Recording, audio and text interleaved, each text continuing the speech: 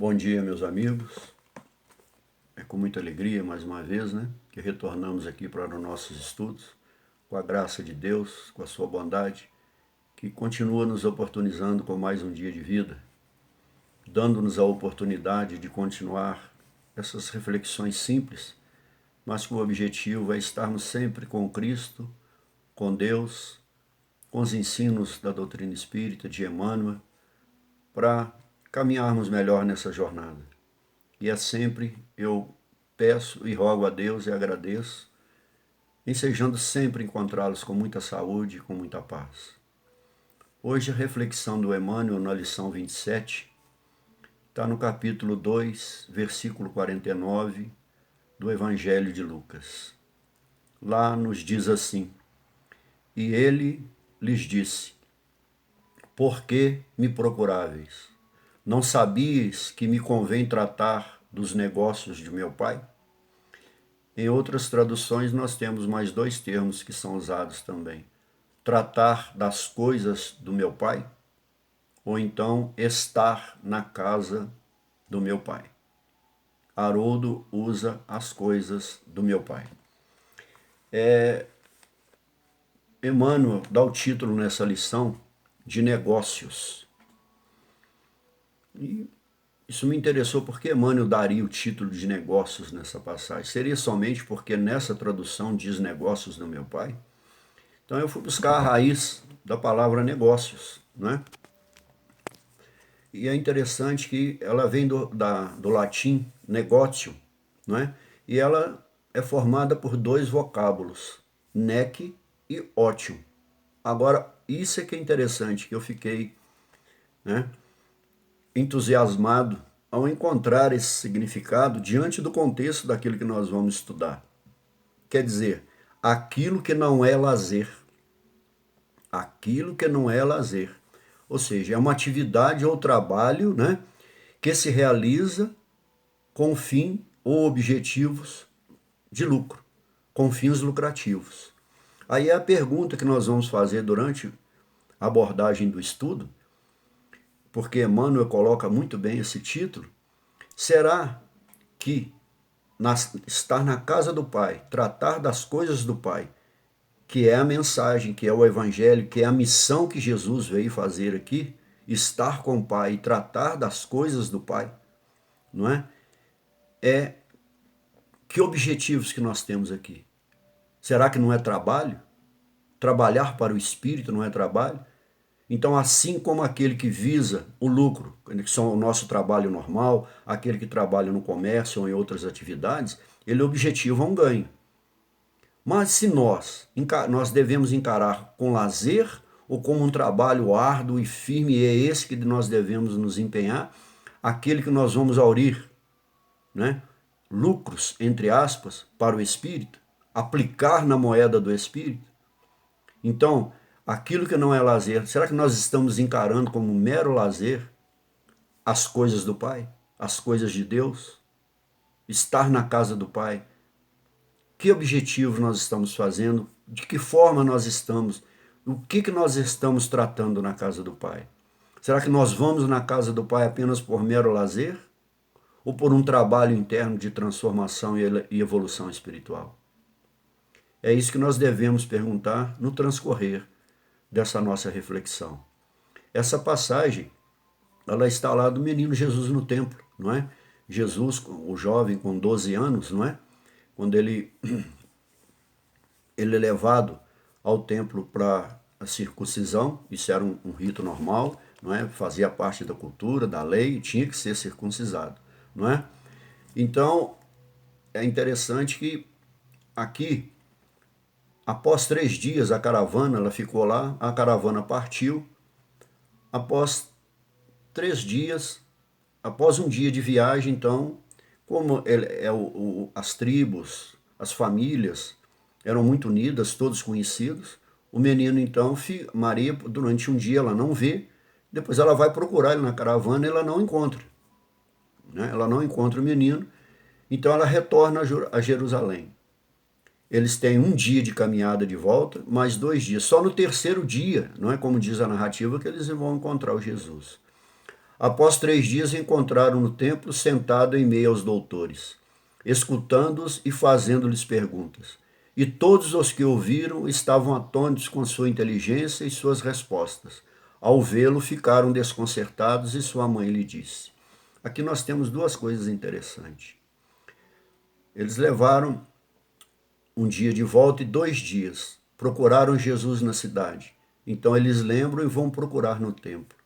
Quando nós falamos da evangelização das nossas crianças, dos nossos adolescentes, dos nossos jovens, se eles se perderem de nós, se eles não estiverem conosco, será que nós vamos hoje lembrar de procurar nos templos? Ou será que eles estarão no templo? Qual a média de jovens hoje, de adolescentes ou de crianças que estarão nos templos? Primeiro que hoje, no mundo moderno, as crianças não podem circular sozinhas. Com 12 anos hoje também já está difícil circular sozinho. Mas nós estamos preparando esses jovens para assimilar as coisas do Pai. Nós estamos trabalhando esses jovens espiritualmente para que eles possam, quando estiverem despertos de si, de sua razão, e souberem fazer as suas escolhas, eles poderem, ao sair de casa, fazer escolhas de ir ao templo. Não para adorar o templo, mas para buscar em si, para trabalhar dentro da sua casa as coisas do Pai, as coisas de Deus. E outra observação importante, que é o que eu entendo, né? E todos que ouviam estavam atônitos com sua inteligência e suas respostas. Ali tinham sacerdotes, doutores da lei, várias autoridades, né? Que conheciam, estudiosos do Velho Testamento, do Antigo Testamento, que ficaram atônitos e admiraram aquele jovem. Mas olha que interessante, alguns estudiosos abordam isso. Quantos deles, ao sentirem essa alegria de ver um jovem dedicado a Deus, participaram também da sua condenação, participaram daquelas elucubrações, daquelas maquinações para condenar Jesus, não é? Isso é algo triste, de ver alguém que percebeu algo ímpar, diferente naquele jovem, mas depois se confabulam, né, para condenar aquele jovem. Então Jesus, né, responde essa questão, a pergunta, né? Ao vê-lo, ficaram desconcertados e sua mãe lhe disse: Filho, por que nos fizesse isso? Não é? Vê, teu pai e eu te procuramos, angustiados. Então ele replicou: Por que me procuráveis? Não sabias que eu tenho de estar na casa do meu pai? Não é? E aqui é interessante, eles não entenderam o que Jesus disse naquele momento. Mas há duas questões interessantes. Tanto Maria, lá em 2:19, como aqui, né, da passagem dos pastores, né, quando falaram tudo sobre o menino Jesus, não é? Quando ele nasceu, na gruta. E aqui tem uma colocação que eu acho brilhante que Lucas coloca. Em ambas as situações, diz, sua mãe guardava tudo em seu íntimo. Olha, Maria observava e guardava tudo em seu íntimo. Trabalhava tudo aquilo espiritualmente, porque ela já tinha percepção do que era aquele menino. Principalmente quando Simão a alerta, né? Uma espada transpassará teu coração, não é? Então, outra coisa que é muito interessante, em duas passagens também, no final daquela mesma passagem, e nessa, né? Jesus progredia, lá falava no anterior, progredia em saber e estatura e no favor de Deus e dos homens. Isso é interessante. Como que os nossos jovens estão progredindo hoje? Só intelectualmente? E no aspecto moral e espiritual? O que nós, enquanto pais, estamos dando a eles como subsídios, como reforço? Será que nós estamos buscando apenas o reforço das tarefas, da educação, da formação intelectual? O que nós estamos cobrando deles, exigindo deles como tarefa, como comportamento, no seu despertar para as coisas do Pai? Eu sempre gosto de aproveitar todas as lições, aquilo que dá para me aproveitar na questão da evangelização das crianças, dos nossos adolescentes e dos nossos jovens. Porque eles são o grande instrumento, eles são esses novos espíritos que aportam aqui com novos valores, com novos parâmetros, mais evoluídos que nós, Mas nós precisamos dar uma estrutura no seu despertamento para que eles possam ser agentes de transformação moral da terra. Dar exemplos diferentes de nós. Trazer novos parâmetros para que nós mesmos, na nossa idade, possamos ter uma visão diferente e ainda nessa idade nos mudar também. Termos um entendimento diferente do contexto da vida, não é? Porque Jesus, ao dar essas respostas, o que Jesus está fazendo? Quando ele respondeu aos seus pais, ele está relativizando. Mas ele, um garoto com 12 anos, mas com o espírito da sua magnitude evolutiva, nós entendemos que ele tinha capacidade para dar aquela resposta, porque ele já estava desperto em si mesmo, não é? Ele relativiza a sua relação com os pais e assume o seu compromisso com Deus. E nós? E os nossos jovens, os nossos adolescentes? Quando eles vão assumir o seu compromisso com Deus? Porque assumindo o compromisso com Deus, com Cristo, eles estão assumindo o compromisso com a sua própria evolução, com o seu crescimento espiritual, caminhando juntos com Deus e para Deus, não é? Como diz Jesus, e nós comprovamos isso no próprio Evangelho de Lucas, no capítulo 4, versículo 43, que diz assim, Jesus dizendo, tenho que levar também às demais cidades a boa notícia do reinado de Deus, pois para isso fui enviado. Ele foi enviado para isso. Mas nós também, quando Deus nos oportuniza a vida, a reencarnação ou a encarnação, nós viemos aqui para alguma finalidade também. Para alguma coisa nós fomos enviados. Mas no processo reencarnatório, todos são enviados para a prática do bem e para o despertamento do bem. Por isso, os pais, os convivas, todos aqueles que envolvem aquela criança, são responsáveis de fazer esse despertamento do bem, antes que ele possa fazer a escolha do mal. Então, nós viemos sempre para um objetivo do bem. No despertamento, se não formos orientados e assumirmos esse compromisso com Deus, certamente nós caminharemos. Esse jovem, esse adolescente, caminhará no sentido negativo, não é? Então, o respeito, aquilo que Jesus tinha por Maria, por seu pai, né? O respeito e o senso de responsabilidade que aquele jovem tinha, Jesus, o homem encarnado, né? Que ele tem da sua missão. Ele tinha essa noção. E nós, hoje, sabemos disso e temos que despertar esse senso de responsabilidade também nos nossos jovens. Por quê? Ele estava cumprindo o quê? A necessidade do seu trabalho diário, não é? Ele, após aquela passagem dos 12 anos, Jesus saiu do templo, Jesus, ele assume, ele trabalha com o pai e depois assume as suas atividades de carpinteiro. Ele vai trabalhar, negociar com o mundo o seu trabalho, a sua remuneração por aquilo que ele fazia, mas o que? Essa relativização. Ele tinha a sua relação com os pais, com a família, a sua relação com o trabalho, não é? Com os negócios do mundo, mas ele concentrou o seu interior e o seu pensamento nas coisas de Deus. Então aí está a resposta, por que ele é o nosso modelo e guia? Então nós podemos e devemos enfrentar todas as nossas atividades do dia a dia, mas qual a predominância que nós vamos dar? Se nós nem equilibramos essas relações, não é? As coisas, os negócios do trabalho, do caminho de Deus, qual é a percentagem que nós estamos dedicando a isso em nós, para os nossos filhos, para as nossas crianças, não é? E só um minutinho, eu tomo. Por que Jesus faz isso, então, já com 12 anos, quando ele tem isso? Porque Jesus, ele já tem essa percepção, esse despertamento, devido ao grau de evolução, né? Um Cristo, né? Do seu destino e do seu propósito na vida. Muitos de nós, com a idade que nós temos, ainda não temos essa definição, porque somos inseguros, né? Ou seja, eles estavam centrados, né? Ou seja, objetivados em torno das coisas e da vontade de Deus.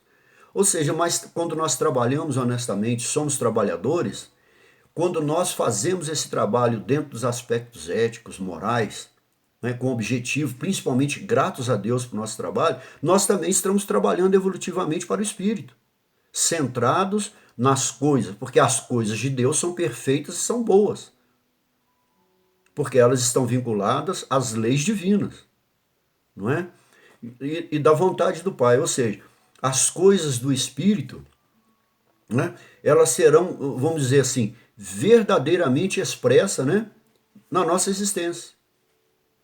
Trabalhar nas coisas materiais e nas do Espírito. Nós expressaremos isso na sociedade e na nossa convivência de forma verdadeira. Na existência terrena, em duas condições: na verbalização, nas nossas ações, na nossa comunicação com os outros, né? E nas nossas ações concretas para isso.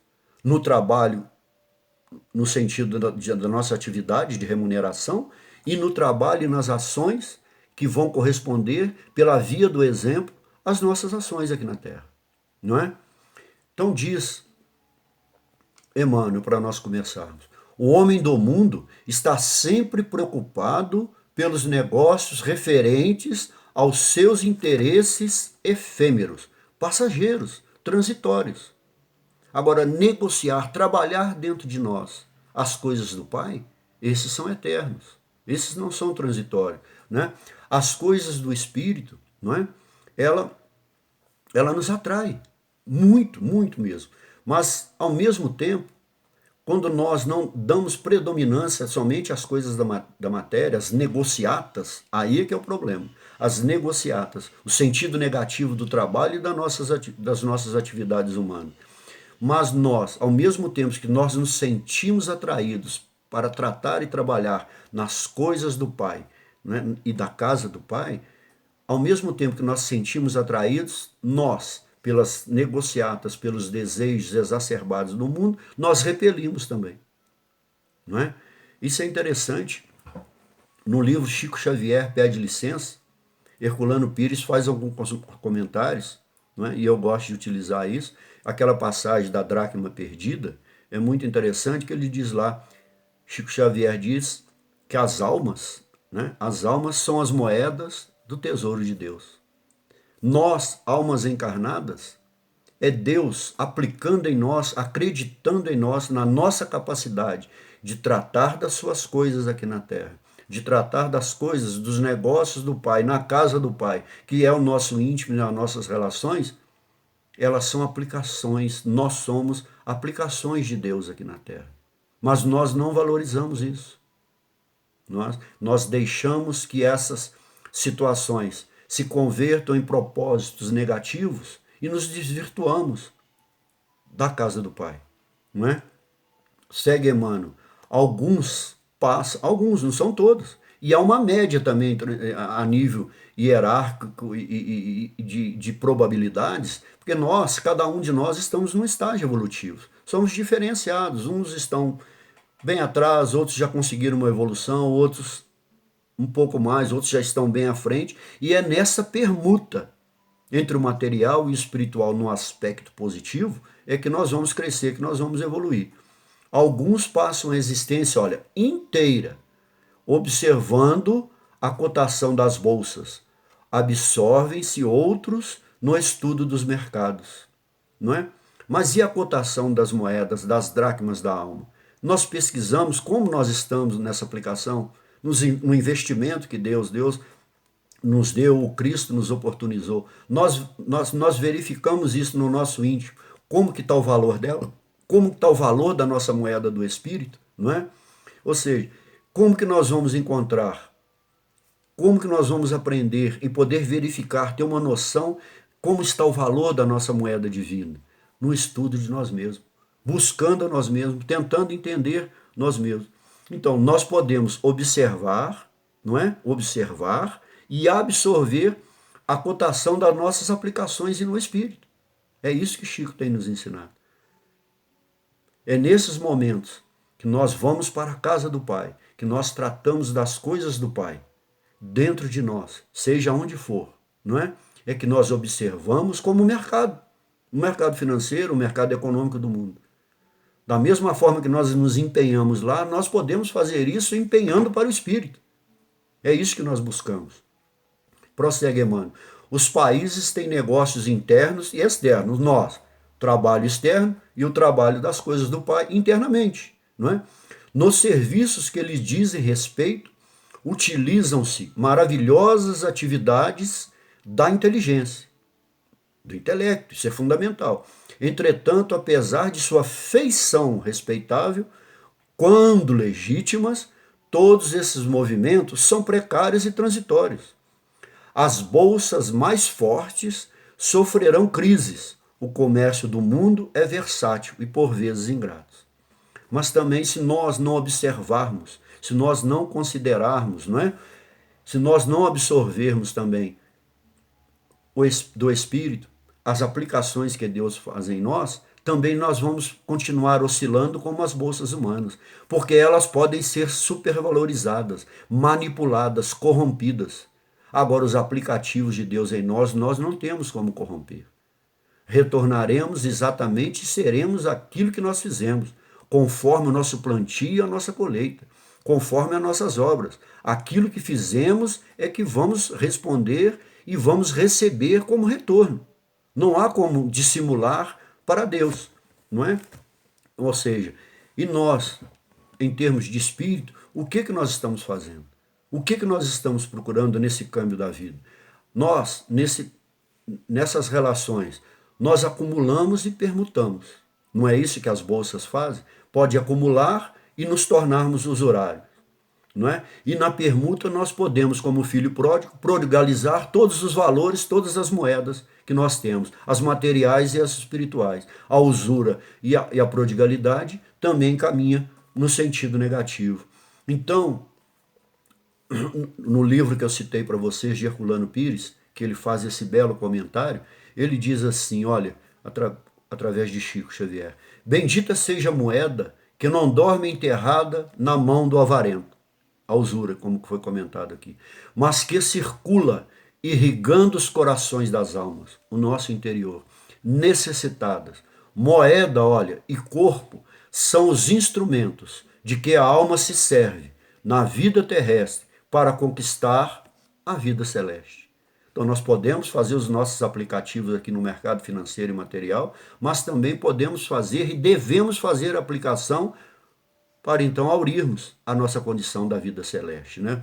Ou seja, prosseguindo com outro comentário, nesse câmbio, nessa permuta de valores, se nós permutarmos, imagina bem, se nós cambiarmos, se nós negociarmos de uma forma positiva, vinculados no amor, a caridade, a compreensão, a fraternidade, o estímulo ao trabalho, o estímulo ao estudo, as pesquisas, não é? Agindo, interagindo com Deus, né? Os homens, o que os homens trabalharão? Em benefício de si mesmo e em benefício do mundo, em benefício da humanidade, uns para os outros. Se nós trabalharmos a matéria e o espírito, a permuta, a troca será de amor, de fraternidade e de compreensão. Agora, se nós escolhermos só um, nos isolando nos monastérios, não é? Em si mesmos, aí é o egoísmo. Mas se nós também caminharmos só para o lado do materialismo, então nós podemos, nas nossas atividades, e devemos trabalhar para o nosso conforto, para o nosso bem-estar. Mas o bem-estar espiritual é que vai nos dar o equilíbrio nessas relações. Fará que nós enxerguemos uns aos outros e também nos despertará pela necessidade de ocuparmos também a vida das nossas crianças, dos nossos adolescentes, dos nossos jovens, dos assuntos e das coisas da casa do Pai, não é? Continua então, Emmanuel. São muito raros os homens que se consagram aos interesses eternos. Olha, que se consagram frequentemente. Lembram-se disso muito tarde, quando o corpo permanece a morrer. Só então quebram o esquecimento fatal, não é? Então, quando nós falamos lá nós temos no mesmo versículo, no 2,40 e no 2,52, né? E o menino crescia em estatura, olha, em estatura, que estatura que Jesus crescia? Moral e espiritual, não é? Ou seja, ele desenvolveu nas suas atividades, não é? No seu trabalho, principalmente o espírito. Ele se estruturou para fazer e para trazer à humanidade tudo que ele nos legou.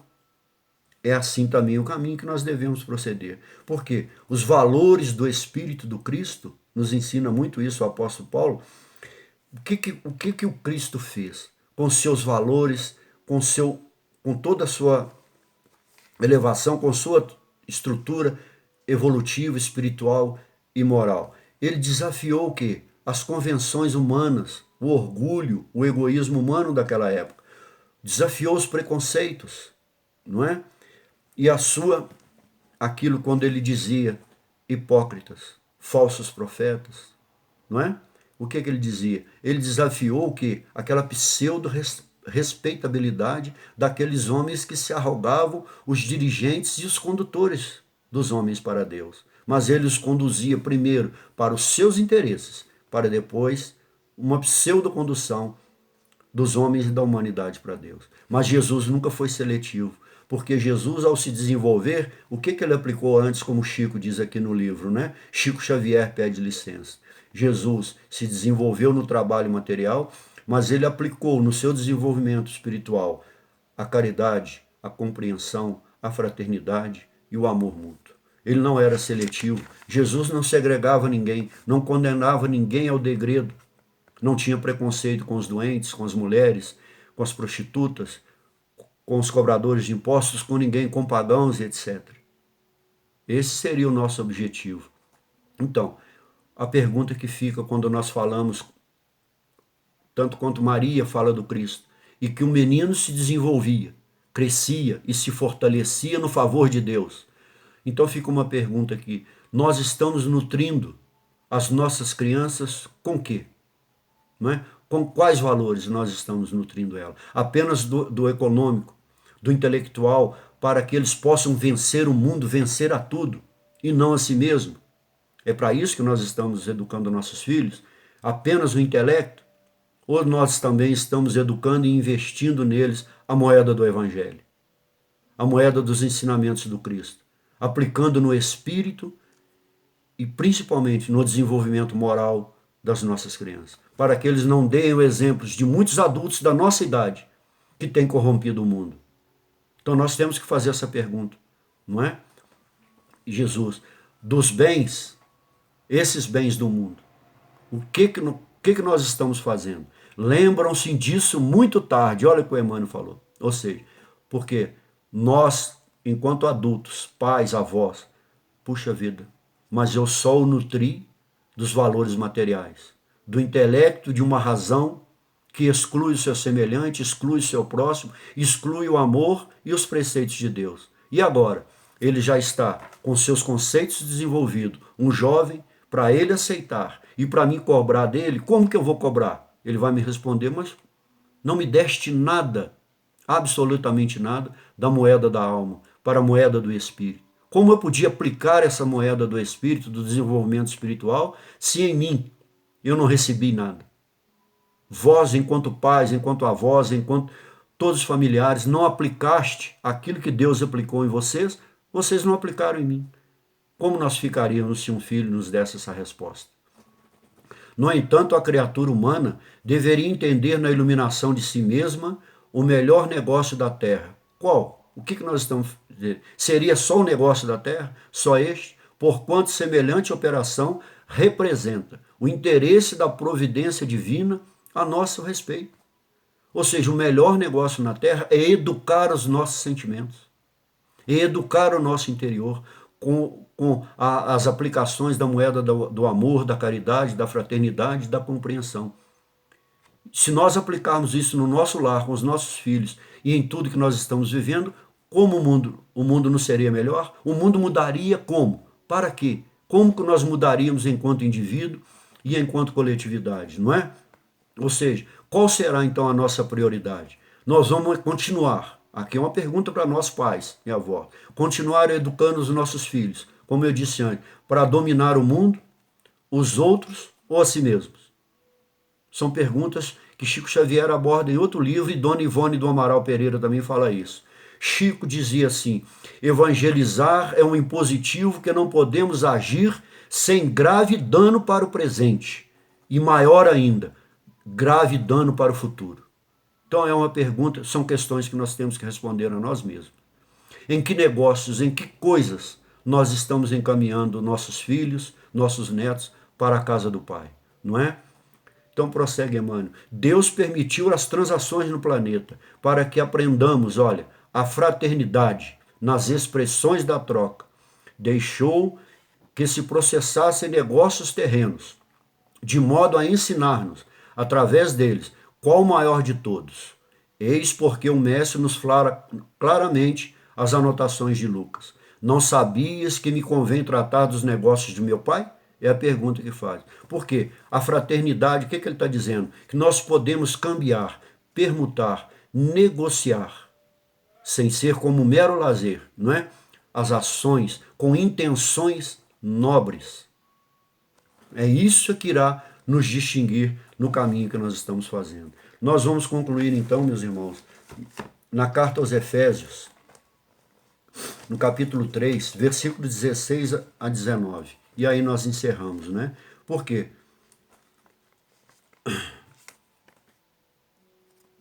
Diz Paulo lá assim, e aqui esse capítulo fala sobre o amor do Cristo por nós. Diz assim, fortalecei-vos inteiramente com o Espírito, que pela fé Cristo habite em vosso coração, que estejais enraizados, olha, e alicerçados no amor, de modo que consigais compreender junto com todos que estão à nossa volta, os consagrados, olha, a largura, o comprimento e a profundidade. Emmanuel está falando nas dimensões que nós temos aqui nesse mundo. E conhecer o amor de Cristo, que supera todo conhecimento. Assim estareis totalmente repletos da plenitude de Deus. Ou seja, o conhecimento nos dá as condições para nós transitarmos, trabalharmos, adquirirmos tudo aquilo que nós viemos aqui na Terra para termos o nosso bem-estar material. Mas nós só teremos a plenitude, estaremos repletos do Cristo em nós, se nós aplicarmos também o valor da dracma também em nossa alma, em nosso espírito. Né? Ou seja, nos negócios ou nas coisas da casa do meu Pai, nós podemos buscar o Cristo, nós podemos buscar em Cristo o quê? Aquilo que Cristo tem e ser aquilo que o Cristo é. É isso que Paulo nos ensina em sua carta. Meus amigos, que nós podemos, né, buscar esse entendimento, que Deus, que o Cristo, que a espiritualidade, que os apóstolos, que os bons espíritos, os nossos irmãos que caminham conosco na trilha evolutiva, podemos ter essa compreensão da necessidade que o mundo só vai mudar se nós mudarmos, se nós nos empenharmos em dar subsídio às nossas crianças, aos nossos filhos, para que eles sejam um modelo da transformação humana. Fiquem com Deus, que a paz do Cristo Jesus esteja em seus corações e aos seus lares. Uma boa semana com muita saúde e muita paz.